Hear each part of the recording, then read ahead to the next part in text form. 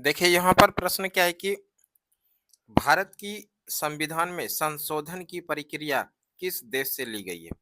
इस प्रश्न में ऐसा है कि भारत की संविधान में संविधान संशोधन करने की प्रक्रिया किस देश से ली गई है? ऐसा प्रश्न है।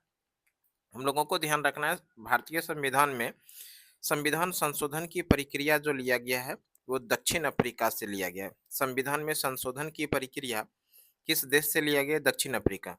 और यहाँ पर देखिए दक्षिण अफ्रीका जो है ऑप्शन बी के अंदर है, तो प्रश्न का सही आंसर हो जाएगा option B is the right answer. थोड़ा सा हम लोग बात कर लें संविधान संशोधन। संविधान संशोधन की जो प्रक्रिया है ये किस अनुच्छेद के अंदर है, यानी किस अनुच्छेद के अंदर संविधान संशोधन किया जाता है? तो हम लोगों को याद रखना है अनुच्छेद 368। अनुच्छेद 368 के द्वारा संविधान में संशोधन किया जा सकता है। अब प्रश्न आएगा कि संविधान में पहला संशोधन कब हुआ? पहला संविधान संशोधन अगर प्रश्न पूछा जाए, पहला संविधान संशोधन किस वर्ष हुआ था? पहला संविधान संशोधन, पहला संविधान संशोधन जो हुआ था ये हुआ था 1951 में। इसको भी याद रखिएगा। इसके अंदर प्रश्न कितना बना? मुख्य प्रश्न तो यही आएगा कि संविधान संशोधन की प्रक्रिया किस देश के संविधान से लिया गया? दक्षिण अफ्रीका से लिया गया। संविधान संशोधन किस अनुच्छेद के द्वारा किया जाता है? तो संविधान में संशोधन जो किया जाता है अनुच्छेद 368 के द्वारा। पहला संविधान संशोधन कब हुआ? तो पहला संविधान संशोधन जो हुआ था वो हुआ था 1951 में। देखिए अगला प्रश्न क्या है। अगला प्रश्न है वर्तमान में भारत में कुल कितने उच्च न्यायालय हैं? वर्तमान समय में भारत में कुल उच्च न्यायालय कितने हैं? तो उसकी संख्या 25। वर्तमान समय में भारत में उच्च न्यायालयों की संख्या कितना? 25। और सबसे नवीनतम उच्च न्यायालय कौन सा है? नवीनतम उच्च न्यायालय, नवीनतम की बात करें तो अमरावती उच्च न्यायालय है। अमरावती उच्च न्यायालय, अमरावती उच्च न्यायालय सबसे नवीनतम उच्च न्यायालय, सबसे नवीनतम उच्च न्यायालय कौन सा है? अमरावती उच्च न्यायालय। अगर बात कर ले हम लोग बिहार का उच्च न्यायालय कहाँ पर है? बिहार का जो उच्च न्यायालय है वो है पटना में, यानी पटना उच्च न्यायालय। और इस पटना उच्च न्यायालय की स्थापना कब हुई है? इसको याद रखना है आप लोगों को। पटना उच्च न्यायालय की स्थापना हुई है 1916 में। और ये प्रश्न एग्जाम के अंदर पूछा जा चुका है। यहाँ जो प्रश्न पूछा गया था वर्तमान में कुल कितने उच्च न्यायालय, तो वर्तमान में उच्च न्यायालयों की संख्या 25 है। सबसे नवीनतम उच्च न्यायालय कौन सा है? तो अमरावती उच्च न्यायालय सबसे नवीनतम है। नवीनतम माना सबसे लास्ट वाला, 25वां। बिहार का उच्च न्यायालय कहाँ पर है? बिहार का उच्च न्यायालय है पटना उच्च न्यायालय, जिसकी स्थापना 1916 में हुई थी। अगला प्रश्न देखिए क्या है। अगला प्रश्न पूछा गया है सार्क की स्थापना कब हुई थी? यहाँ सार्क के बारे में प्रश्न पूछा जा रहा है। सार्क की स्थापना कब हुई थी? सार्क की स्थापना जो हुई थी ये हुई थी 8 दिसंबर 1985 को। 8 दिसंबर 1985 को सार्क की स्थापना हुई थी। और यह कहाँ पर हुई थी? ध्यान रखिएगा, ढाका में। ढाका जो है बांग्लादेश की राजधानी है। बांग्लादेश का जो राजधानी है वो क्या है? तो ढाका। यहीं पर स्थापना भी हुआ था और प्रथम सम्मेलन भी हुआ था। प्रथम सम्मेलन, इसको भी याद रखिएगा। प्रथम सम्मेलन, प्रथम सम्मेलन कब हुआ सार्क का? तो प्रथम सम्मेलन हुआ था 1985 में। कहाँ पर? तो बांग्लादेश की राजधानी में। बांग्लादेश की राजधानी ढाका में। अगर प्रश्न पूछा जाए सार्क का हेडक्वार्टर कहाँ पर है, यानी मुख्यालय कहाँ पर है, तो इसका जो मुख्यालय है वो है काठमांडू में। काठमांडू। और ये काठमांडू जो है नेपाल की राजधानी है। यहाँ पर सार्क का मुख्यालय यानी प्रधान कार्यालय है। अब बात आएगा कि सार्क में कुल कितने सदस्य देश हैं। सार्क इसी का अन्य नाम है दक्षेस, इसको भी याद रखिएगा। सार्क को ही दक्षेस के नाम से जानते हैं। कुल सदस्य की बात करें वर्तमान में कुल सदस्य देश, तो वर्तमान में कुल सदस्य देशों की संख्या 8 है। जबकि स्थापना के समय इसके 7 सदस्य देश थे। स्थापना के समय 7 सदस्य देश थे और वर्तमान समय में कितने सदस्य हैं? तो 8 सदस्य हैं। अब अगर प्रश्न आप लोगों से पूछा जाए कि वर्तमान समय में संयुक्त राष्ट्र संघ के सॉरी सार्क के जो 8 सदस्य देश हैं कौन-कौन हैं? तो आप लोगों को याद रखने के लिए एक शॉर्ट ट्रिक हम बता दे रहे हैं। शॉर्ट ट्रिक है पीएनबी पीएनबी से बीमा कराओ। पीएनबी से बीमा कराओ। इससे सार्क के सभी देशों के नाम आसानी से याद रख सकते हैं। देखिए पीएनबी से बीमा, पी फॉर हो जाएगा आपका पाकिस्तान, पी से क्या हो गया पाकिस्तान, एन से हो जाएगा नेपाल, बी से हो जाएगा यहाँ पर भूटान, बी से भूटान, एस ई से हो जाएगा यहाँ श्रीलंका, एस ई से क्या हो जाएगा श्रीलंका, और ये जो बी है इस बी से हो जाएगा यहाँ पर बांग्लादेश, और जो है आई से हो जाएगा इंडिया, और एम जो है इससे हो जाएगा मालदीव, और यहाँ पर ए जो है इससे हो जाएगा अफगानिस्तान। ठीक है, तो इन चीजों को आप लोगों को याद रखना है। सार्क की स्थापना कब हुई थी? सार्क की स्थापना हुई थी, यहाँ पर देखिए ऑप्शन तो नहीं है। सार्क की स्थापना हुई थी 1985 में। इसको सीधा सीधा आप लोगों को याद रखना है। सार्क की स्थापना कब हुई थी?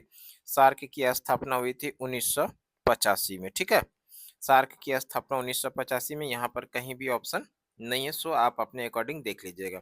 सार्क का प्रथम सम्मेलन 1985 में कहाँ पर हुआ था? ढाका में, जो बांग्लादेश की राजधानी है। इसका मुख्यालय कहाँ पर है? तो नेपाल की राजधानी जो काठमांडू है, यहाँ पर इसका मुख्यालय है। स्थापना के समय 7 सदस्य देश थे, जबकि सार्क यानी दक्षेस का वर्तमान में कुल 8 सदस्य देश हैं। ठीक है, तो सबसे नवीनतम सदस्य देश जो है वो कौन है? अफगानिस्तान है, जो कि 2007 में शामिल हुआ था। अब बात करेंगे सार्क के कौन कौन सा देश सदस्य है। तो इसके लिए हम आप लोगों को एक शॉर्ट ट्रिक बता रहे हैं, पीएनबी पीएनबी से बीमा कराओ, पीएनबी से बीमा कराओ, इसको आप लोग याद रखिएगा। पीएनबी से बीमा कराओ। पी से हो जाएगा पाकिस्तान, एन से हो जाएगा नेपाल, बी से हो जाएगा भूटान, एस ई से हो जाएगा श्रीलंका, बी से हो जाएगा बांग्लादेश, आई से हो जाएगा इंडिया, एम से हो जाएगा मालदीव, और ए से हो जाएगा अफगानिस्तान। इस तरह से ये सभी देश 8 सदस्य देश हैं। ठीक है, अगले प्रश्न पर चलते हैं। देखिए अगला प्रश्न यहाँ पर क्या पूछा गया है? भारत किस तरह का गणतंत्र है? भारत जो है किस प्रकार का गणतंत्र है? भारत जो गणतंत्र है वो है धर्मनिरपेक्ष है, समाजवादी है, संप्रभु है, और जो है यहाँ पर क्या है, इनमें से तीनों ही है। तो इस प्रश्न का सही आंसर जो होगा वो हो जाएगा इनमें से सभी, जो कि ऑप्शन डी के अंदर है। तो प्रश्न का सही आंसर हो जाएगा option D is the right answer. अगला प्रश्न है, अगला प्रश्न यहाँ पर पूछा गया, अंतर्राष्ट्रीय श्रम संगठन एक विशिष्ट संगठन है। अंतर्राष्ट्रीय श्रम संगठन, जिसको हम लोग बोलते हैं ILO, international labour organisation, ILO international labour organisation, ये किस प्रकार का संगठन है? ये जो संगठन है यानी आईएलओ, अंतर्राष्ट्रीय श्रम संगठन, ये मुख्य रूप से संयुक्त राष्ट्र संघ का विशिष्ट संगठन है, जो कि ऑप्शन सी के अंदर है। तो प्रश्न का सही आंसर हो जाएगा option C is the right answer. देखिए एक प्रश्न यहाँ पर आप लोगों को याद रखना है, प्रत्येक वर्ष विश्व श्रमिक दिवस, विश्व श्रमिक दिवस कब मनाया जाता है? विश्व श्रमिक दिवस, प्रत्येक वर्ष विश्व श्रमिक दिवस कब मनाया जाता है? तो हम लोगों को याद रखना है 1 मई को विश्व श्रमिक दिवस यानी मजदूर दिवस मनाया जाता है। प्रत्येक वर्ष मजदूर दिवस कब मनाया जाता है? तो प्रत्येक वर्ष मजदूर दिवस जो मनाया जाता है वो 1 मई को मनाया जाता है। अगला प्रश्न देखिए क्या है। अगला प्रश्न है, अंतर्राष्ट्रीय परमाणु ऊर्जा अभिकरण की स्थापना कब हुई? अंतर्राष्ट्रीय परमाणु ऊर्जा अभिकरण की स्थापना जो हुई थी ये हुई थी 1957 में, और 1957 यहाँ पर देखिए ऑप्शन बी के अंदर है। तो प्रश्न का सही आंसर हो जाएगा option B is the right answer. देखिए अगला प्रश्न क्या है। अगला प्रश्न यहाँ पर जो पूछा गया, जनहित याचिका जनहित याचिका कहाँ दायर की जाती है? जनहित याचिका दायर की जाती है सर्वोच्च न्यायालय में भी की जा सकती है और उच्च न्यायालय में भी की जा सकती है। ठीक है, यानी उच्च न्यायालय में जनहित याचिका दायर की जा सकती है और सर्वोच्च न्यायालय के अंदर भी जनहित याचिका दायर की जा सकती है। तो आप लोगों को ये इस दोनों में कहीं भी, पहले उच्च न्यायालय उसके बाद सर्वोच्च न्यायालय, तो इस तरह से आपका सही आंसर होगा। देखिए अगला प्रश्न क्या है, सूचना का अधिकार कानून किस प्रकार का कानून है? सूचना का अधिकार कानून, सूचना का अधिकार कानून किस वर्ष लागू हुआ? सूचना का अधिकार कानून जो लागू हुआ है ये 2005 में लागू हुआ है। इसको याद रखिएगा, ये हो गया RTI. RTI right to information किस वर्ष लागू हुआ? राइट टू इंफॉर्मेशन जो लागू हुआ ये 2005 में। और यहाँ प्रश्न पूछ रहा है कि सूचना का अधिकार, सूचना का अधिकार कानून किस प्रकार का कानून है, ये प्रश्न पूछ रहा है, ध्यान रखना है। सूचना का अधिकार यानी कानून जो है ये एक प्रकार का मौलिक अधिकार है। और यहाँ पर देखिए ऑप्शन बी के अंदर है मौलिक अधिकार, तो प्रश्न का सही आंसर होगा option B is the right answer. अगला प्रश्न है, यूनेस्को का मुख्यालय कहाँ पर है?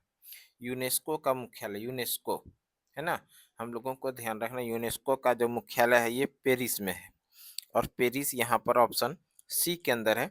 तो प्रश्न का सही आंसर हो जाएगा option C is the right answer. Paris जो है ये फ्रांस की राजधानी है। फ्रांस की राजधानी जो है जो क्या है, पेरिस है। और ये जो पेरिस है ये सीन नदी के किनारे है। अगर नदी की बात किया जाए किस नदी के किनारे है, तो सीन नदी के किनारे स्थित है। ठीक है, अगला प्रश्न देखिए कितना क्या है।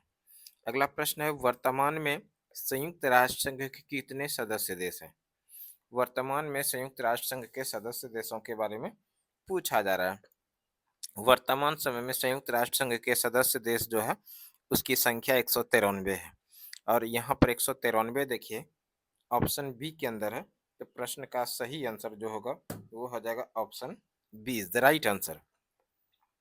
अगर इसी में थोड़ा सा और हम लोग डिटेल से बात करें, संयुक्त राष्ट्र संघ इसकी स्थापना कब हुई थी? संयुक्त राष्ट्र संघ की स्थापना तो होती है 24 अक्टूबर 1945 को। संयुक्त राष्ट्र संघ की स्थापना 24 अक्टूबर 1945 को हुई थी। 24 अक्टूबर को प्रत्येक वर्ष यूएनओ डे के रूप में मनाया जाता है। इसको याद रखिएगा, यूएनओ डे 24 अक्टूबर को मनाया जाता है। और स्थापना के समय संस्थापक सदस्य कितने थे? संस्थापक सदस्य देश, संस्थापक सदस्य की बात करें तो संस्थापक सदस्य देश जो था 51 था, लेकिन हस्ताक्षर करने वाले देशों की संख्या 50 था। अब प्रश्न आएगा वर्तमान में कितने सदस्य हो गए? तो वर्तमान में 193। और सबसे नवीनतम सदस्य की बात करें, सबसे नवीनतम सदस्य कौन सा देश है? नवीनतम सदस्य जो है वो है दक्षिणी सूडान। याद रखिएगा, संयुक्त राष्ट्र संघ का सबसे नवीनतम सदस्य कौन सा है? तो दक्षिणतम सूडान यानी दक्षिणी सूडान जो है वो संयुक्त राष्ट्र संघ का सबसे नवीनतम सदस्य है। संयुक्त राष्ट्र संघ का वर्तमान में महासचिव कौन है? वर्तमान में महासचिव, वर्तमान में महासचिव कौन है? महासचिव संयुक्त राष्ट्र संघ के वर्तमान में महासचिव जो हैं वो एंटोनियो गुटेरस है।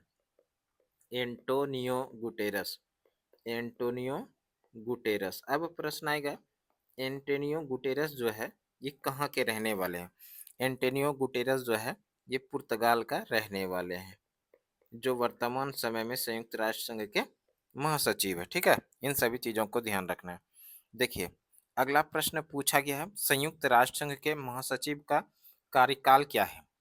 संयुक्त राष्ट्र संघ के जो महासचिव होंगे उनका कार्यकाल, संयुक्त राष्ट्र संघ के महासचिव का कार्यकाल होता है 5 वर्षों का। और यहाँ पर देखिए 5 वर्ष जो है ऑप्शन सी के अंदर है, तो इस प्रश्न का सही आंसर हो जाएगा option C is the right answer. अब देखिए हम लोग बात करते हैं संयुक्त राष्ट्र संघ के महासचिव। अभी हम लोग पढ़े थे वर्तमान महासचिव कौन है? वर्तमान महासचिव संयुक्त राष्ट्र संघ के जो वर्तमान महासचिव हैं वो कौन है? वर्तमान में जो है वो है एंटोनियो गुटेरस। Antonio Guterres. और ये जो एंटोनियो गुटेरस है ये कहाँ के हैं रहने वाले? तो ये हैं पुर्तगाल के रहने वाले। ठीक है। अब प्रश्न इसी में और भी थोड़ा समझ लीजिए। अगर प्रश्न पूछा जाता संयुक्त राष्ट्र संघ के प्रथम महासचिव कौन थे?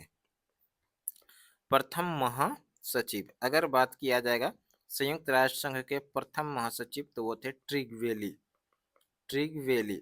और ये ट्रिगवेली किस देश के रहने वाले थे? तो ट्रिगवेली जो है नॉर्वे के रहने वाले थे। प्रश्न आएगा कि प्रथम एशियाई महासचिव कौन थे? प्रथम एशियाई महासचिव। प्रथम एशियाई महासचिव। प्रथम एशियाई महासचिव अगर ये प्रश्न रहा कि प्रथम एशियाई महासचिव कौन थे तो आप लोगों को याद रखना यूथांट। और ये यूथांट किस देश के हैं? तो ये याद रखिएगा म्यांमार के रहने वाले हैं। ठीक है। तो ये सारे चीज़ों को आप लोगों को याद रखिएगा। देखिए यहाँ पर प्रश्न क्या पूछा गया था? संयुक्त राष्ट्र संघ के महासचिव का कार्यकाल क्या है? संयुक्त राष्ट्र संघ के महासचिव का कार्यकाल 5 वर्षों का है। संयुक्त राष्ट्र संघ के वर्तमान महासचिव कौन है? तो एंटोनियो गुटेरस जो पुर्तगाल के रहने वाले हैं। ये संयुक्त राष्ट्र संघ के वर्तमान महासचिव हैं। प्रथम महासचिव कौन हुए? प्रथम महासचिव हुए ट्रिगवेली जो कि नॉर्वे के रहने वाले हैं। और प्रथम एशियाई महासचिव तो प्रथम एशियाई महासचिव यूथांट थे जो कि म्यांमार के रहने वाले थे। अगला प्रश्न देखिए क्या है। अगला प्रश्न पूछा गया है संयुक्त राष्ट्र संघ का सबसे नया सदस्य देश कौन सा है? संयुक्त राष्ट्र संघ का सबसे नया सदस्य देश जो है वो दक्षिणी सूडान है। और यहाँ पर दक्षिणी सूडान देखिए ऑप्शन बी के अंदर है। तो प्रश्न का सही आंसर होगा option B, the right answer. अगला प्रश्न है संयुक्त राष्ट्र संघ की स्थापना का मुख्य उद्देश्य क्या है? संयुक्त राष्ट्र संघ की स्थापना का मुख्य उद्देश्य जो है यहाँ पर विश्व की आर्थिक स्थिति मजबूत करना, गुलामी परिवर्तन हेतु काम करना, विश्व शांति एवं सुरक्षा। ठीक है। इस प्रश्न का जो सही आंसर होगा वो हो जाएगा विश्व शांति एवं सुरक्षा जो कि ऑप्शन सी के अंदर है। तो प्रश्न का सही आंसर हो जाएगा option C, the right answer है ना। इसको याद रखिएगा संयुक्त राष्ट्र संघ की स्थापना का मुख्य उद्देश्य विश्व शांति एवं सुरक्षा से संबंधित है। अब देखिए अगला प्रश्न क्या पूछा गया। अगला प्रश्न पूछा गया सुरक्षा परिषद के अस्थायी सदस्यों का कार्यकाल क्या है? यहाँ पर प्रश्न पूछा गया संयुक्त राष्ट्र संघ का जो सुरक्षा परिषद है ये सुरक्षा परिषद संयुक्त राष्ट्र संघ का ही एक प्रमुख अंग है। ये सुरक्षा परिषद है संयुक्त राष्ट्र संघ का ही प्रमुख अंग है। इसमें कुल सदस्य के बारे में बात कर लें। कुल सदस्य देश संयुक्त राष्ट्र संघ के सुरक्षा परिषद में कुल सदस्य देश कितने हैं? कुल सदस्य देशों की संख्या 10 है जिसमें दो प्रकार के सदस्य हैं। एक तो अस्थाई है, एक अस्थाई है और अस्थाई सदस्यों की संख्या 5 है। और दूसरा जो है वो है अस्थाई। अस्थाई सदस्यों की जो संख्या है वो कितना है? 10 है। तो इस तरह से 10 हो गया अस्थाई और 5 हो गया अस्थाई। अस्थाई सदस्य जो हैं ये ये कितने वर्षों के लिए? 2 वर्षों के लिए चुने जाते हैं। इनका कार्यकाल होता है। कार्यकाल कितने वर्षों का होता है? तो कार्यकाल होता है 2 वर्षों का। वो अस्थाई सदस्य जो भी बनते हैं उनका कार्यकाल होता है 2 वर्षों का। अब प्रश्न आएगा संयुक्त राष्ट्र संघ के अस्थाई सदस्य में कौन कौन शामिल हैं? तो हम लोगों को याद रखना अमेरिका, रूस, फ्रांस, अमेरिका, रूस, फ्रांस, चीन और ब्रिटेन। चीन और ब्रिटेन। तो ये जो 5 सदस्य देश हैं अमेरिका, रूस, फ्रांस, चीन, ब्रिटेन ये संयुक्त राष्ट्र संघ के सुरक्षा परिषद के अस्थाई सदस्य में शामिल है। यहाँ से सीधा सीधा प्रश्न एग्जाम के अंदर देखने के लिए मिलता है। संयुक्त राष्ट्र संघ के सुरक्षा परिषद का कौन सा सदस्य अस्थाई सदस्य? इसमें हम लोगों को याद रखना है कौन कौन है। अमेरिका है, रूस है, फ्रांस है, चीन है और ब्रिटेन है। अगला प्रश्न देखिए क्या है। तो इस तरह से इस प्रश्न का जो सही आंसर होगा सुरक्षा परिषद के वो अस्थाई सदस्यों का कार्यकाल कितने वर्षों का होता है? यहाँ पर होता है 2 वर्षों का जो कि ऑप्शन बी के अंदर है। तो प्रश्न का सही आंसर हो जाएगा option B is the right answer. अगला प्रश्न है, गुट निरपेक्ष देशों का समूह एक संगठन है। गुट निरपेक्ष गुट निरपेक्ष देशों के समूह का जो एक संगठन है वो है तृतीय विश्व के देशों का, जो कि ऑप्शन यहाँ पर सी के अंदर है। तो प्रश्न का सही आंसर हो जाएगा option C is the right answer. अगला प्रश्न पूछा गया है, गुट निरपेक्ष आंदोलन की प्रासंगिकता निहित है। गुट निरपेक्ष आंदोलन की प्रासंगिकता निहित है, वो किसके अंदर निहित है? वो निहित है सदस्य राज्यों के सामाजिक व आर्थिक विकास में, जो कि ऑप्शन सी के अंदर है। तो प्रश्न का यहाँ पर सही जो आंसर होगा वो हो जाएगा option C is the right answer. अगला प्रश्न है, निम्न में से कौन सा सदस्य देश सार्क का अंतिम सदस्य बनाया गया? सार्क में कुल मिला के 8 सदस्य देश हैं। कितने सदस्य देश हैं? 8। और सबसे जो नवीनतम है, नवीनतम सदस्य की बात करें तो नवीनतम सदस्य जो है वो है अफगानिस्तान है, जो कि 2007 में सार्क का सदस्य बना है। तो सबसे नवीनतम सदस्य कौन सा देश हो गया? तो सबसे नवीनतम सदस्य देश हो गया अफगानिस्तान। और यहाँ पर देखिए अफगानिस्तान जो है वो ऑप्शन डी के अंदर है। तो प्रश्न का सही आंसर हो जाएगा option D is the right answer. अगला प्रश्न है, गुटनिरपेक्ष सम्मेलन कहाँ आयोजित हुआ था? गुटनिरपेक्ष आंदोलन जो प्रथम, यहाँ पर प्रथम होगा, प्रथम गुटनिरपेक्ष सम्मेलन जो आयोजित हुआ था वो हुआ था बेलग्रेड में। और बेलग्रेड यहाँ पर देखिए ऑप्शन सी के अंदर है। तो प्रश्न का सही आंसर हो जाएगा option C is the right answer. अगला प्रश्न पूछा गया है यहाँ पर कि दक्षेस का महासचिव का कार्यकाल, दक्षेस जो है ये दक्षेस होता है, इसी को सार्क के नाम से जानते हैं, सार्क। ठीक है, सार्क आप लोग इसको याद रखिएगा, South Asian association for regional corporation. SAARC यानी दक्षेस के जो महासचिव होता है इनका कार्यकाल होता है 4 वर्षों का। और यहाँ पर देखिए 4 वर्ष जो है, सॉरी 4 वर्ष नहीं होता, यहाँ पर 3 वर्षों का होता है। दक्षेस के महासचिव का कार्यकाल 3 वर्ष ऑप्शन बी के अंदर है। तो प्रश्न का सही आंसर होगा option B is the right answer. अगला प्रश्न है, भारत में राजनीतिक सत्ता का प्रमुख स्रोत कौन सा है? भारत में राजनीतिक सत्ता का प्रमुख स्रोत जो है, भारत में राजनीतिक सत्ता का प्रमुख स्रोत जो है यहाँ पर वो जो होता है, राजनीतिक सत्ता का प्रमुख स्रोत जनता होता है। कौन होते हैं? जनता। और यहाँ पर जनता देखिए ऑप्शन ए के अंदर है। तो प्रश्न का सही आंसर हो जाएगा option A is the right answer. अगला प्रश्न पूछा गया है यहाँ पर, निम्न में से कौन भारतीय शासन व्यवस्था की विशेषता नहीं है? यानी भारतीय शासन व्यवस्था की जो विशेषता है वो नहीं है, वो क्या नहीं है? तो यहाँ पर जो सही आंसर हो जाएगा वो हो जाएगा अध्यक्षात्मक शासन सरकार। भारतीय संविधान में अध्यक्षात्मक सरकार की व्यवस्था नहीं है। तो इस तरह से प्रश्न का सही आंसर हो जाएगा option C is the right answer. अगला प्रश्न यहाँ पर जो प्रश्न पूछा गया है, भारत के संदर्भ में निम्न में से कौन धर्मनिरपेक्ष शब्द का सही भाव व्यक्त करता है? भारत के संदर्भ में निम्न में से कौन धर्मनिरपेक्ष शब्द का सही भाव व्यक्त करता है? यहाँ पर जो सभी सही भाव व्यक्त करता है वह है, भारत में धार्मिक विविधता बिल्कुल है, भारत में राज्य का कोई धर्म नहीं है, भारत में सभी धर्मों के प्रति समान सम्मान है, भाव है, बिल्कुल सही है। तो इस तरह से ये तीनों कथन क्या है? बिल्कुल सही है, धर्मनिरपेक्ष शब्द से संबंधित। इस प्रश्न का सही आंसर हो जाएगा इनमें से सभी। और इनमें से सभी देखिए ऑप्शन डी के अंदर है। तो प्रश्न का सही आंसर हो जाएगा option D is the right answer. अगला प्रश्न यहाँ पर पूछा गया है, भारत की संघात्मक व्यवस्था निम्नलिखित में से किससे प्रभावित है?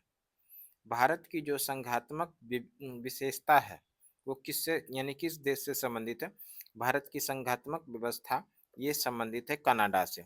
और यहाँ पर कनाडा ऑप्शन डी के अंदर, ए के अंदर है। तो प्रश्न का सही आंसर हो जाएगा option A is the right answer. अगला प्रश्न पूछा गया है, भारत में न्यायिक पुनरीक्षण की संकल्पना किस देश से ली गई है? भारत में न्यायिक पुनरीक्षण की संकल्पना ये जो ली गई है किस देश से? ध्यान रखना है हम लोगों को, भारत में न्यायिक पुनरीक्षण की संकल्पना अमेरिका से लिया गया है। और यहाँ पर देखिए अमेरिका जो है ऑप्शन सी के अंदर है, तो प्रश्न का जो सही आंसर होगा वो हो जाएगा option C is the right answer. अगला प्रश्न पूछा गया पंचायती राज निम्न में से किस सूची में शामिल है। पंचायती राज जो शामिल है ये राज्य सूची में शामिल है, यानी पंचायती राज जो है ये राज्य सूची का विषय है। और यहाँ पर देखिए ऑप्शन सी के अंदर है राज्य सूची, तो प्रश्न का सही आंसर हो जाएगा option C is the right answer. अगर हम लोग बात कर ले पंचायती राज से संबंधित, भारत में सर्वप्रथम पंचायती राज की शुरुआत कहाँ हुई। पंचायती राज की शुरुआत भारत में जो सर्वप्रथम हुआ था, ये हुआ था 2 अक्टूबर 1959 को। 2 अक्टूबर 1959 को, और कहाँ पर हुआ था, तो हम लोगों को याद रखना है राजस्थान के नागौर में। राजस्थान के नागौर में, राजस्थान के नागौर, राजस्थान का एक जगह है नागौर, यहीं पर सर्वप्रथम पंचायती राज की शुरुआत हुई थी। और कब हुई थी, 2 अक्टूबर 1959 को। और इसका उद्घाटन किसने किया था, उद्घाटन की बात किया जाए तो देश के तत्कालीन प्रधानमंत्री थे जवाहरलाल नेहरू, इन्हीं के द्वारा उद्घाटन किया गया था। देखिए अगला प्रश्न क्या है। अगला प्रश्न यहाँ पर पूछा गया किस अनुसूची में दल बदल विरोधी कानून का प्रावधान है। दल बदल कानून जो है ये मुख्य रूप से किस पर लागू होता है, सबसे पहले इसको समझना है। दल बदल कानून जो होता है ये विधायक और सांसद पर लागू होता है। विधायक एवं सांसद पर, विधायक एवं संसद पर लागू होता है दल बदल विरोधी कानून। और इसको जो लाया गया है 52वां संविधान संशोधन, और ये 52वां संविधान संशोधन कब होता है, 1985 में। और इसी 52वां संविधान संशोधन 1985 के द्वारा संविधान में अनुसूची नंबर 10 जोड़ा जाता है। कौन सा अनुसूची जोड़ा जाता है, 10। और इसी अनुसूची 10 के अंदर में दल बदल कानून से संबंधित विषय से संबंधित कानून लाया गया था। किस पर लागू होता है, विधायक और सांसद पर। कब लाया गया, 52वां संविधान संशोधन 1985 को। 1985 है, आप लोग यहाँ पर थोड़ा ध्यान रखिएगा, ये 1985 लिखे हैं। और इसके द्वारा अनुसूची 10 को जोड़ा जाता है। तो यहाँ पर देखिए किस अनुसूची में दल बदल विरोधी कानून संबंधी प्रावधान है, ये अनुसूची 10 जो कि ऑप्शन डी के अंदर है, तो प्रश्न का सही आंसर होगा option D is the right answer. अगला प्रश्न देखिए क्या है। अगला प्रश्न पूछा गया निम्नलिखित में कौन सा विषय समवर्ती सूची में शामिल है। समवर्ती सूची में जो विषय शामिल है वो है शिक्षा। और यहाँ पर शिक्षा देखिए ऑप्शन बी के अंदर है, तो प्रश्न का सही आंसर हो जाएगा वो हो जाएगा option B is the right answer. देखिए अगला प्रश्न क्या है। प्रश्न पूछा गया किस अनुच्छेद के तहत अखिल भारतीय सेवाओं का प्रावधान किया गया है। अखिल भारतीय सेवाओं का जो प्रावधान किया गया है वो किस अनुच्छेद के अंदर, तो हम लोगों को ध्यान रखना है अखिल भारतीय सेवाओं का जो प्रावधान किया गया इसके लिए अनुच्छेद जो लगता है अनुच्छेद 312। और यहाँ पर अनुच्छेद 312 देखिए ऑप्शन सी के अंदर है, तो प्रश्न का सही आंसर हो जाएगा option C is the right answer. अगला प्रश्न पूछा गया है मौलिक अधिकार है किस प्रकार का। मौलिक अधिकार जो है एक प्रकार का वाद योग्य है। और यहाँ पर वाद योग्य देखिए ऑप्शन ए के अंदर है, तो प्रश्न का जो सही आंसर होगा वो हो जाएगा option A is the right answer. अगला प्रश्न पूछा गया निम्न में से किस प्रधानमंत्री का कार्यकाल सबसे छोटा रहा है। यानी इसमें से कुछ प्रधानमंत्री का नाम दिया गया है, 4 प्रधानमंत्री अलग अलग हैं। इस प्रधानमंत्री में सबसे छोटा जो कार्यकाल रहा वो किन का रहा है, तो हम लोगों को ध्यान रखना है सबसे छोटा कार्यकाल जो रहा है वो गुलजारी लाल नंदा का रहा है, जो कि ऑप्शन नंबर डी के अंदर है, तो प्रश्न का सही आंसर हो जाएगा option D is the right answer. देखिए अगला प्रश्न क्या है। अगला प्रश्न निम्न में से कौन प्रधानमंत्री जिसने बैंक ऑफ इंडिया के मार्गदर्शन रह चुके हैं। बैंक ऑफ इंडिया, उस प्रधानमंत्री का नाम बताना है जो बैंक ऑफ इंडिया, यानी ये बैंक ऑफ इंडिया नहीं आरबीआई के गवर्नर भी रह चुके हैं। आरबीआई जो कि रिजर्व बैंक ऑफ इंडिया है, तो ये रिजर्व बैंक ऑफ इंडिया के गवर्नर भी रह चुके हैं, तो उस प्रधानमंत्री का नाम है मनमोहन सिंह। और यहाँ पर मनमोहन सिंह देखिए ऑप्शन सी के अंदर है, तो प्रश्न का जो सही आंसर होगा वो हो जाएगा option C is the right answer. अगला प्रश्न है नोटा को विकल्प के रूप में सबसे पहले कब अपनाया गया। ये नोटा क्या है, नोटा है ईवीएम मशीन। ईवीएम मशीन जो वोट हम लोग करते हैं, ईवीएम इलेक्ट्रॉनिक वोटिंग मशीन, इसके अंदर सबसे नीचे जो है एक उम्मीदवार के रूप में इस नोटा का भी प्रयोग किया जाता है, नोटा, है ना। तो ध्यान रखिएगा नोटा का जो सर्वप्रथम प्रयोग किया गया था वो किया गया था 2014 में। और यहाँ पर 2014 देखिए ऑप्शन सी के अंदर है, तो प्रश्न का सही आंसर हो जाएगा option C is the right answer. अगला प्रश्न है भारत और पाकिस्तान के बीच विवाद का मुख्य मुद्दा क्या है? भारत और पाकिस्तान के बीच विवाद का जो मुख्य मुद्दा है, वो यहाँ पर आतंकवाद भी है, सीमा विवाद भी है, जल विवाद भी है। इस तरह से इस प्रश्न का सही आंसर जो होगा, वो हो जाएगा इनमें से सभी, जो कि ऑप्शन डी के अंदर है। तो प्रश्न का सही आंसर हो जाएगा option D is the right answer. देखिए, अगला प्रश्न पूछा गया, कारगिल विजय दिवस कब मनाया जाता है? कारगिल विजय दिवस प्रत्येक वर्ष 26 जुलाई को मनाया जाता है और यहाँ पर 26 जुलाई ऑप्शन ए के अंदर है। तो प्रश्न का सही आंसर हो जाएगा option A is the right answer. अगला प्रश्न पूछा गया है, भारत के किस राष्ट्रपति ने पोखरण में परमाणु परीक्षण का प्रयोग किया? प्रश्न पूछा जा रहा है कि भारत के किस राष्ट्रपति ने पोखरण में परमाणु परीक्षण किया था? और यहाँ पर जो अकॉर्डिंग टू ऑप्शन है वो है के आर नारायणन, जो कि ऑप्शन डी के अंदर है। तो इस प्रश्न का सही आंसर हो जाएगा option D is the right answer. और आर के नारायणन के समय में 1998 के अंदर दूसरा परमाणु परीक्षण हुआ था। तो इसको भी आप लोगों को याद रखना है। अगला प्रश्न यहाँ पर पूछा गया, नक्सलवाद की शुरुआत कहाँ से हुई थी? नक्सलवाद की शुरुआत जो हुई थी वो मुख्य रूप से आंध्र प्रदेश से हुई थी। और यहाँ पर देखिए, आंध्र प्रदेश जो है ऑप्शन ए के अंदर है। तो प्रश्न का सही आंसर हो जाएगा option A is the right answer. Andhra Pradesh से संबंधित एक प्रश्न आप लोग ध्यान रखिएगा, भाषा के आधार पर गठित होने वाला भारत का पहला राज्य। भाषा के आधार पर, ये सवाल याद रखिएगा, भाषा के आधार पर गठित होने वाला, भाषा के आधार पर गठित होने वाला भारत का पहला राज्य। भारत का पहला राज्य, भाषा के आधार पर गठित होने वाला भारत का पहला राज्य वो कौन सा राज्य? तो वो है आंध्र प्रदेश। ठीक है। अगला प्रश्न देखिए, क्या अगला प्रश्न पूछा गया है यहाँ पर, क्षेत्रीयता का मुख्य कारण क्या है? क्षेत्रीयता का मुख्य कारण जो है यहाँ पर हो जाएगा क्षेत्रवाद। और क्षेत्रवाद देखिए ऑप्शन ए के अंदर है। तो इस प्रश्न का सही आंसर हो जाएगा option A is the right answer. अगला प्रश्न है, संपूर्ण क्रांति का नारा किसने दिया? संपूर्ण क्रांति का नारा दिया था जयप्रकाश नारायण ने। और जयप्रकाश नारायण यहाँ पर देखिए ऑप्शन बी के अंदर है। तो प्रश्न का सही आंसर होगा option B is the right answer. अगला प्रश्न है, निम्न में से किसने दलित शब्द का प्रयोग किया? दलित शब्द का प्रयोग जो किया था अकॉर्डिंग टू ऑप्शन वो है जयप्रकाश दास दलित राम, जो कि ऑप्शन ए के अंदर है। तो प्रश्न का सही आंसर हो जाएगा option A is the right answer. अगला प्रश्न है, दक्षेस की स्थापना का विचार किसने प्रस्तावित किया था? दक्षेस की स्थापना का जो विचार प्रस्तावित किया था वो किया था जनरल जियाउर रहमान ने। जनरल जियाउर रहमान यहाँ पर ऑप्शन सी के अंदर है। तो प्रश्न का सही आंसर हो जाएगा option C is the right answer. दक्षेस इसी को किस नाम से जानते हैं? इसी का अन्य नाम है सार्क। सार्क बोलिए या दक्षेस बोलिए, दोनों एक ही बात है। सार्क जो है इसका पूर्ण रूप हो जाएगा south Asian association for regional corporation. तो ये है सार्क, सार्क का पूर्ण रूप हो गया। इसी सार्क को दक्षेस के नाम से जानते हैं।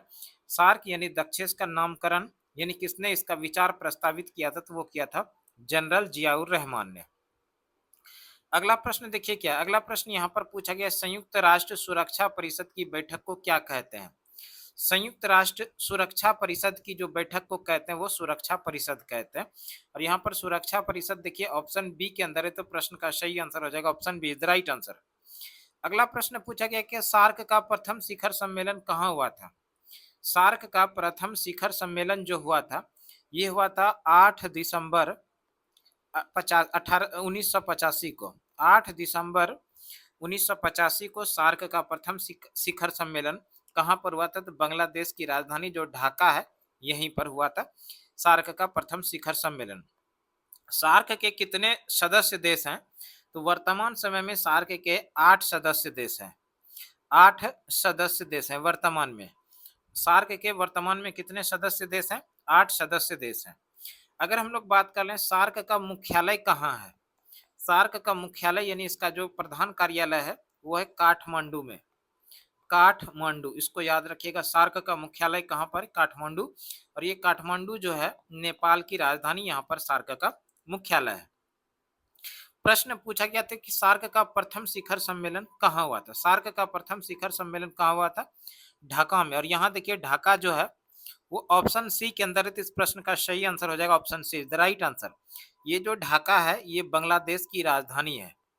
बांग्लादेश की राजधानी जो है वो कहाँ है? तो वो है ढाका में। इसी ढाका में 8 दिसंबर 1985 को सार्क यानी दक्षेस की स्थापना भी हुई थी और प्रथम सम्मेलन भी हुआ था। अगर हम लोग बात कर लें सार्क के सदस्य देश कौन-कौन से हैं, ठीक है? सार्क के सदस्य देश के बारे में बात करें, एक शॉर्ट ट्रिक हम आप लोगों को सिखा रहे हैं, यहाँ पर बता रहे हैं। उस शॉर्ट ट्रिक के माध्यम से सार्क के 8 देशों के नाम बेहद ही आसानी से याद रख सकते हैं। शॉर्ट ट्रिक क्या है? पीएनबी से बीमा कराओ, पीएनबी से बीमा कराओ। इस तरह से आप लोग याद रख सकते हैं, पीएनबी से बीमा कराओ। देखिए यहाँ पर जो पी है, इस पी से हो जाएगा पाकिस्तान, एन जो है इस एन से हो जाएगा नेपाल, और बी जो है इस बी से हो जाएगा भूटान। एस ई से है, एस ई से हो जाएगा यहाँ पर श्रीलंका, याद रखिएगा एस ई से क्या हो गया? श्रीलंका। और ये जो बी है इस बी से हो जाएगा बांग्लादेश, इस बी से क्या हो गया? बांग्लादेश। और यहाँ पर आई जो है इस आई से हो जाएगा अपना इंडिया। और ये जो एम है इस एम से हो जाएगा मालदीव, एम से क्या हो जाएगा? तो एम से हो जाएगा मालदीव। और ए जो है इस ए से हो जाएगा आपका अफगानिस्तान। अफगानिस्तान जो सार्क का सदस्य बना है, 8वां सदस्य, वो 2007 में बना है। तो इस तरह से आप लोग बेहद ही आसानी से सार्क के 8 सदस्यों के नाम आसानी से याद रख सकते हैं। शॉर्ट ट्रिक क्या है?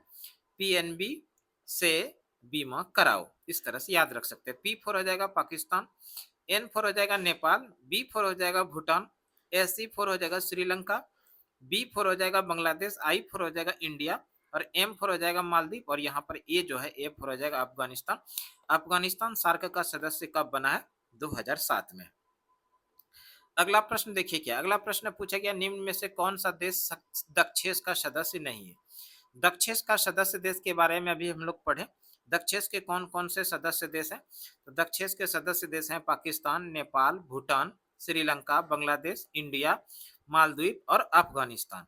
सार्क का जो सदस्य देश नहीं है यहाँ पर, वो हो जाएगा म्यांमार। म्यांमार म्यांमार जो है वो सार्क का सदस्य देश नहीं है। और यहाँ पर देखिए ऑप्शन डी के अंदर है म्यांमार। इस प्रश्न का सही आंसर जो होगा वो हो जाएगा ऑप्शन डी, यानी म्यांमार जो है सार्क का सदस्य देश नहीं है। अगला प्रश्न है, निम्न में से कौन गुटनिरपेक्ष आंदोलन के उद्देश्य में शामिल नहीं है? गुटनिरपेक्ष आंदोलन के उद्देश्य में जो शामिल नहीं है यहाँ पर अकॉर्डिंग टू ऑप्शन, वो हो जाएगा साम्राज्यवाद और उपनिवेशवाद का समर्थन। साम्राज्यवाद और उपनिवेशवाद का समर्थन जो है गुटनिरपेक्ष आंदोलन का उद्देश्य में शामिल नहीं है। जो ऑप्शन डी के अंदर है, तो प्रश्न का सही आंसर हो जाएगा option D is the right answer. अगला प्रश्न है, सच्ची गुटनिरपेक्ष की विदेश नीति का समर्थन किसने किया? सच्ची गुटनिरपेक्ष की विदेश नीति का जो समर्थन किया था वो किया था पंडित नेहरू ने।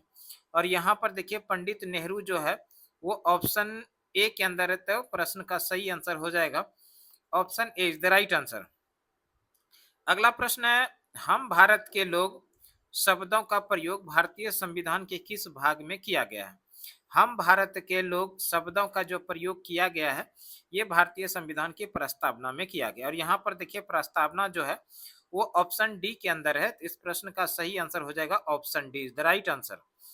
अगला प्रश्न है, संविधान की 12वीं अनुसूची में कितने विषय हैं? संविधान का 12वीं अनुसूची, पहले इसको समझिए। संविधान की 12वीं अनुसूची को जोड़ा कब गया संविधान में? तो जोड़ा गया था 73वां संविधान संशोधन 1992 के द्वारा। 73वें संविधान संशोधन 1992 के द्वारा भारतीय संविधान के 12वीं अनुसूची जोड़ा गया। और इस 12वीं अनुसूची के अंदर किस विषयों को शामिल किया गया? तो आप लोगों को याद रखना है पंचायती राज। पंचायती राज से संबंधित जो प्रावधान है इसको संविधान संशोधन 73वां संविधान संशोधन 1992 के द्वारा जोड़ा गया। और इस 12वीं अनुसूची के अंदर में कुल 29 विषयों को शामिल किया गया था। इस तरह से प्रश्न पूछा गया था, संविधान की 12वीं अनुसूची में कितने विषय हैं? तो संविधान के 12वीं अनुसूची में कुल 29 विषय हैं। और यहाँ पर देखिए 29 जो है वो ऑप्शन सी के अंदर है, तो प्रश्न का सही आंसर हो जाएगा option C is the right answer. अगला प्रश्न पूछा गया है, निम्नलिखित में से कौन सा शब्द प्रस्तावना में 42वें संविधान संशोधन द्वारा जोड़ा गया? सबसे पहला चीज आप लोगों को यहाँ पर समझना पड़ेगा, 42वां संविधान संशोधन हुआ कब? 42वां संविधान संशोधन हुआ था 1976 में। और 42वें संविधान संशोधन जो 1976 में हुआ था इसको लघु संविधान के नाम से भी जानते हैं। यहाँ भी प्रश्न पूछा जाता है, बताइए किस संविधान संशोधन को लघु संविधान यानी मिनी कॉन्स्टिट्यूशन के नाम से जानते हैं, तो वो है 42वां संविधान संशोधन जो हुआ था 1976 में। इस 42वें संविधान संशोधन 1976 के द्वारा भारत की प्रस्तावना में 3 शब्द जोड़े गए थे, समाजवाद, पंथ निरपेक्ष पंथ निरपेक्ष और अखंडता। इन तीनों शब्दों को प्रस्तावना में किस वर्ष जोड़ा गया? तो 42वें संविधान संशोधन 1976 के द्वारा। यहाँ पर केवल और केवल प्रस्तावना था, प्रस्तावना के साथ साथ में यहाँ पर समाजवाद था, केवल समाजवाद के साथ साथ में भारतीय संविधान के 8वीं अनुसूची में जो शब्द जोड़ा गया, समाजवाद, पंथ निरपेक्ष और अखंडता, ये तीनों शब्दों को प्रस्तावना के अंदर 42वां संविधान संशोधन 1976 के द्वारा जोड़ा जाता है। देखिए अगला प्रश्न क्या है। अगला प्रश्न पूछा गया है, संविधान को पवित्र दस्तावेज किसने कहा? संविधान को पवित्र दस्तावेज जो कहा था वो कहा था भीमराव अंबेडकर ने। और यहाँ देखिए भीमराव अंबेडकर जो है वो ऑप्शन ए के अंदर है, तो प्रश्न का सही आंसर हो जाएगा option A is the right answer. Bhimrao Ambedkar से संबंधित महत्वपूर्ण प्रश्न में पहला प्रश्न याद रखिएगा, संविधान निर्माण में प्रारूप समिति के अध्यक्ष थे। प्रारूप यानी ड्राफ्टिंग समिति के अध्यक्ष कौन थे? तो वो थे भीमराव अंबेडकर। दूसरा सवाल याद रखिएगा, भीमराव अंबेडकर जो थे वो स्वतंत्र भारत के प्रथम कानून मंत्री थे। स्वतंत्र भारत के प्रथम कानून मंत्री, स्वतंत्र भारत के प्रथम कानून मंत्री कौन थे? तो वो थे भीमराव अंबेडकर। भीमराव अंबेडकर को संविधान का जनक, संविधान जनक या संविधान का पिता के नाम से किसको जाना जाता है? तो वो भीमराव अंबेडकर को जाना जाता है। भीमराव अंबेडकर का जयंती प्रत्येक वर्ष 14 अप्रैल को मनाया जाता है। जयंती कब मनाया जाता है? 14 अप्रैल को। ये सारा सवाल भीमराव अंबेडकर से ही संबंधित था। तो इस तरह से भीमराव अंबेडकर यहाँ पर ऑप्शन ए के अंदर, तो इस प्रश्न का जो सही आंसर होगा वो हो जाएगा option A is the right answer. और इसी के साथ इस क्लास में हम लोगों ने क्वेश्चन नंबर 51 से लेके 100 तक प्रश्नों को पढ़े और एक्सप्लेनेशन के माध्यम से पढ़े। आने वाले दिनों में यहाँ से एग्जाम के अंदर प्रश्न निश्चित रूप से देखने के लिए मिल सकता है। इस तरह का वीडियो आप लोगों को रेगुलर सुमन क्लासेस यूट्यूब चैनल पे लगातार मिलते रहेगा, जिससे कि आपकी तैयारी और भी मजबूत हो जाए। इस वीडियो में इतना ही। अगले वीडियो में फिर से आप लोगों के साथ उपस्थित होते हैं। तब तक के लिए धन्यवाद। जय हिंद, वंदे मातरम।